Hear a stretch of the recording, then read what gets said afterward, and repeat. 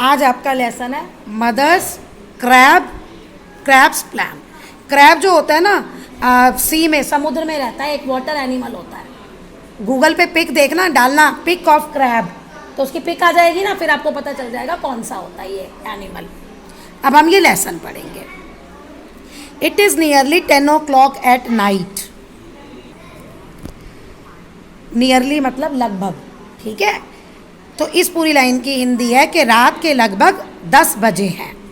It is dark and windy outside. Outside मतलब होता है बाहर, तो बाहर जो है डार्क मतलब अंधेरा है, और विंडी मतलब हवा चल रही है। तो रात के 10 बजे का टाइम है और बाहर हवा चल रही है और अंधेरा है।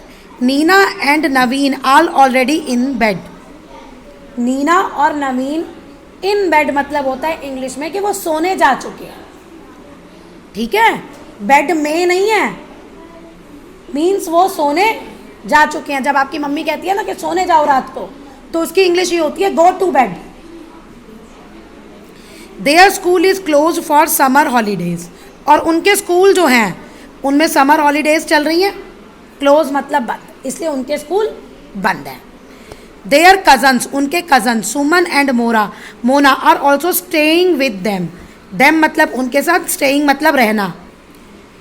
तो उनके कज़न सुमन और मोना जो है वो भी उनके साथ रह रहे हैं। हॉलीडेज है ना, तो वो कितने टोटल दिए देखो, बेड सोने गए थे ना वो, तो उनको नींद नहीं आ रही थी, तो वो स्टोरी आगे की है। तो ये 4 किड्स हैं, they 4 are on the bed.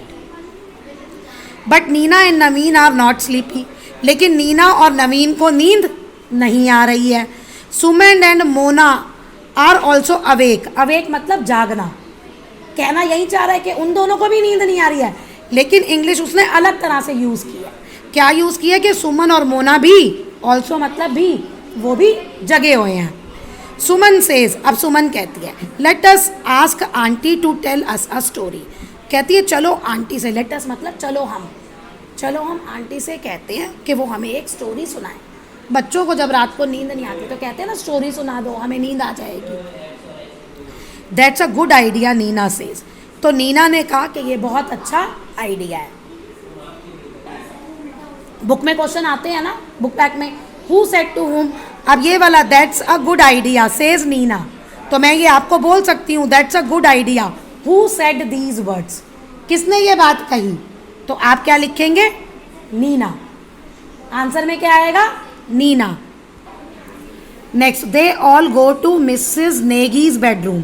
अब आंटी का जो नाम था उनकी मिसेज नेगी था, यानी 2 बच्चों की वो मदर हो गई और 2 की आंटी हो गई, कजन थे ना जो, उनकी आंटी हो गई। तो वो नेगीज के बेडरूम में जाते हैं। Knock on the door, knock मतलब खटखटाते हैं डोर पे। Mrs Negi opens the door, Mrs Negi door open कर देती है। And lets the children in, lets the children in मतलब उन्हें अंदर आने देती है। इन मतलब होता है अंदर, तो उन बच्चों को वो अंदर आने देती है। देखिए अब नवीन सेज, नवीन कहता है mother please tell us a bed time story. हमें एक बेड टाइम स्टोरी सुनाओ, मीन्स ऐसी स्टोरी जिसे सुन के हमें आराम से नींद आ जाए। मिसेज नेगी स्माइल्स, स्माइल्स मतलब हंसती हैं। एंड सेज, सेज मतलब कहती है ऑल राइट, सही है। Everyone snuggle up, snuggle up मतलब सब पास पास बैठ जाते हैं। I am going to tell you a story about a baby crab. अब मैं आपको स्टोरी सुनाती हूँ एक बेबी क्रैब की, ये मदर ने कहा, तभी लेसन का नाम है mother's crab's plan. Yes please says the children, कहते हैं हाँ हाँ मम्मी हाँ। And Mrs Negi begins the story, begins मतलब होता है स्टार्ट। अब मिसेज नेगी जो है अपनी वो स्टोरी स्टार्ट करती हैं। ये baby crab lived in a sea with his mother. एक बेबी क्रैब था, वो कहाँ रहता था, सी समुद्र में रहता था। विद हिज मदर मतलब अपनी मम्मी के साथ। He liked playing on the beach, उसे बीच पे खेलना बहुत पसंद था। He played there every day, beach पे वो रोज वहाँ खेलता था। बट वन मॉर्निंग, लेकिन बट मतलब लेकिन, एक मॉर्निंग में 2 बॉयज केम टू बीच, 2 लड़के जो थे वो बीच पे आए। एंड टीज्ड हिम, और उनको उसने परेशान करना शुरू कर दिया। He wondered why the 2 boys was chasing him. Wondered मतलब वो हैरान था, वाई मतलब क्यों, कि वो दो बच्चे जो है चेजिंग मतलब पीछा करना, तो वो क्रैब हैरान था कि ये दो लड़के मेरा पीछा क्यों कर रहे हैं। ही वॉज फ्राइटेंड, डर गया वो, फ्राइटेंड मतलब डर गया। एंड ही स्टार्टेड क्राइंग, और उसने रोना शुरू कर दिया। इन द इवनिंग, शाम को, when mother crab came back to their home in the sea, अब शाम को जब मदर क्रैब वापस आई, केम बैक मतलब वापस आई अपने घर पे, समुद्र में था ना, सी में, उस पे आई। Baby crab told her about the naughty boys, तो बेबी क्रैब ने उन्हें बताया नॉटी बॉयज़ के बारे में, यानी वो जो बेटा है उसने अपनी मम्मी को उन दो लड़कों के बारे में बताया। Mama crab was very angry, अब ममा क्रैब को बहुत गुस्सा आया। The boys were on the बीच, बच्चे जो थे वो बीच पे ही थे, दोनों लड़के। They were playing with a puppy, अब वो क्या कर रहे थे, एक पपी के साथ खेल रहे थे। पपी मतलब डॉग का बच्चा। आफ्टर सम टाइम, कुछ टाइम बाद, द बॉयज़ सेट डाउन, जो बॉयज़ थे वो बैठ गए।